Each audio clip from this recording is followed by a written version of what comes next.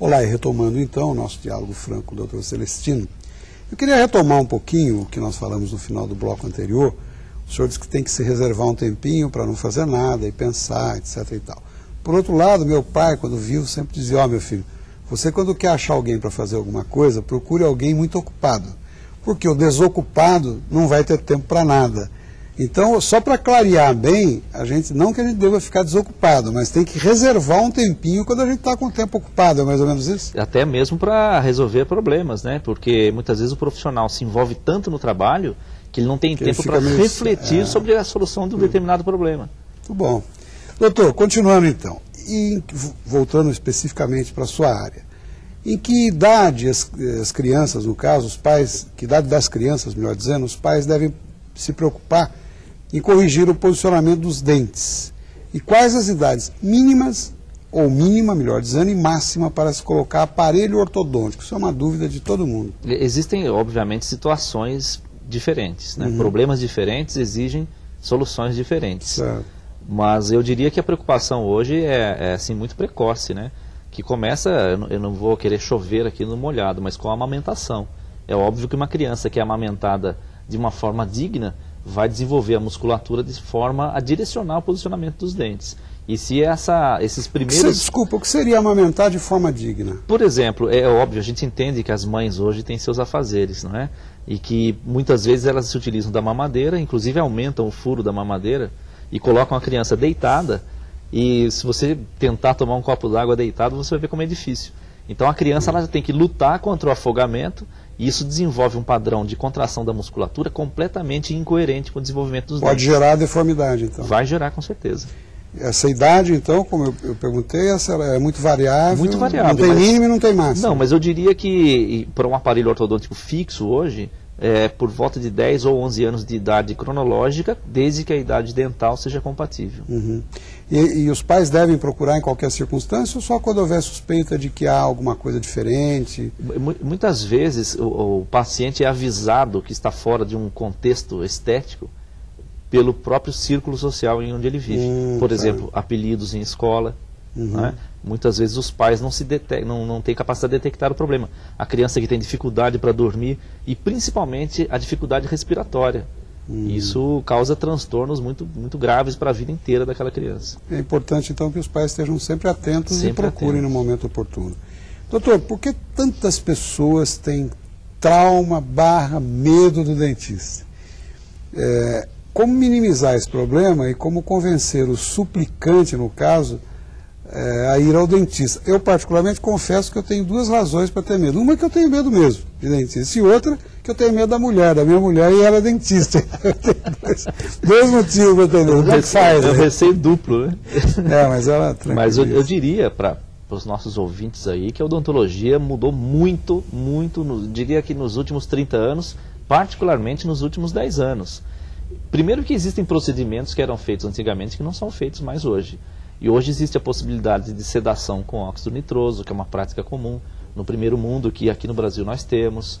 E como eu falei, muitos procedimentos mudaram bastante. Hoje a recuperação dos dentes ela é muito mais viável do que algum tempo atrás. A implantodontia, por exemplo, ela permite a recolocação de dentes ou grupos de dentes num ato que até é chamado de ato cirúrgico, mas mais por uma questão didática. Porque, na verdade, é um ato extremamente simples na maioria dos casos. Então, não há por que temer. A odontologia evoluiu bastante. Não se deve ter mais medo. Não é necessário. As crianças não têm mais esse medo porque elas já são treinadas. O sistema público de saúde aqui no Brasil é fantástico. Aqui no nosso estado, particularmente, que é onde eu conheço, o serviço de prevenção é fantástico. Ao ponto de ser comum hoje a gente observar crianças que não têm cárie. É verdade. Doutor, eu gostaria de que o senhor também nos falasse sobre o uso da chupeta e o hábito de chupar o dedo. O que é real e o que é mito em torno desses velhos hábitos, no caso? O real é que todo hábito deletério, o hábito de sucção, como nós falamos, sem fins nutritivos, traz grandes deformidades a médio e a longo prazo. O fato é que a chupeta, por exemplo, é mais fácil, é um hábito muito simples de ser removido. Existem técnicas para isso. Agora, o hábito de sucção de polegar, por exemplo, envolve principalmente uma questão emocional. Nós fizemos um trabalho algum tempo então, atrás. Então, chupar o dedo, em resumo, normalmente é uma coisa que decorre de uma... Nós podemos tratar os sintomas, mas a essência do problema geralmente tem um aspecto psicológico. Nós fizemos um trabalho algum tempo atrás e notamos que mais de 80% dos pacientes que têm o hábito de sucção de polegar, mais de 80% são filhos de casais separados. Isso é sintomático. E realmente causa dano com o paciente? Realmente causa danos que, se tratados precocemente, podem ser tratados simplesmente pela ortodontia. E se for levado assim a longo termo, é necessária uma intervenção cirúrgica para correção, por exemplo, de mordida aberta. Que coisa. Doutor, e o que, aí no caso eu vou perguntar uma coisa que é pouco conhecida, até e hoje muito falada, que é o bruxismo. O que é isso, na verdade? E o uso de aparelho minimiza esse problema? É um assunto complexo, mas a resposta... Novo, né? Relativamente novo. Sim, mas por que novo? Porque hoje existem doenças que são doenças do homem moderno. O bruxismo, em primeiro lugar, é uma doença ligada ao sono. Não tem nada a ver com posição de dentes. Em algumas circunstâncias, o novo posicionamento dos dentes ajuda o tratamento do bruxismo. Mas o bruxismo é uma doença do sono. E o papel do cirurgião dentista é captar o paciente e canalizar. O que seria a doença do sono? Por que doença do sono? Vamos tornar a coisa mais... Sim, por exemplo, o apertamento noturno, né? O hábito de apertar os dentes à noite é decorrente do estresse. Então, nós temos hoje doenças que são causadas por estresse, como diabetes por estresse, que é algo inusitado, e inclusive o bruxismo se enquadra nessa categoria de doenças. E o aparelho? Hoje em dia se faz aquele aparelhinho, aquela, não sei como eu chamaria isso. Existe um night guard, né? Ele pode minimizar o problema e pode se tratar sintomas, mas a essência do problema é o sono. Existe um centro de estudos na Unifesp, na universidade, na antiga Escola Paulista de Medicina, que é sensacional, e nós temos muitos profissionais aqui no Vale do Paraíba especificamente ligados a isso, que são inclusive dentistas. Mas hoje, quem nos assiste agora tem esse problema, ou imagina que tenha, isso parece que dá dor de cabeça, uma série de sequelas, de consequências, enfim.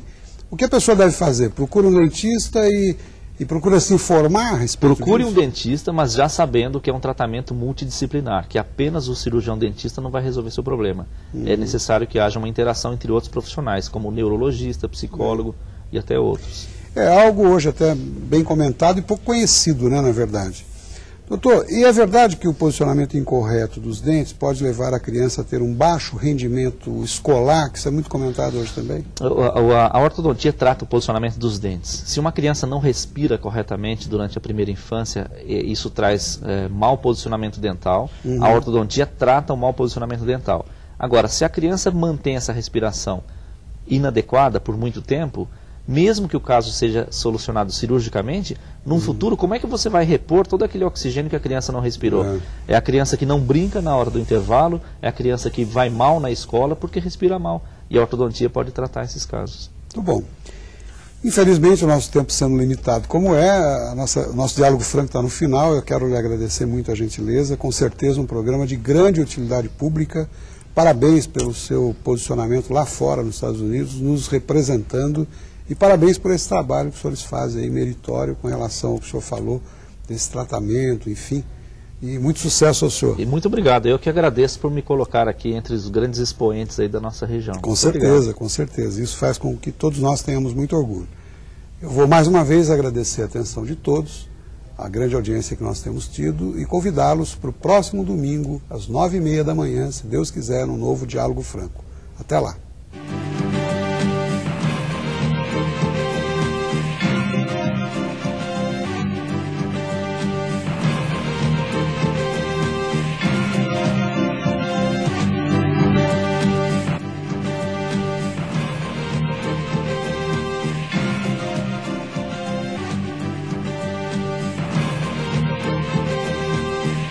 Diálogo Franco, oferecimento Hospital Maternidade Policlin, a maior estrutura hospitalar da região, agora em Taubaté.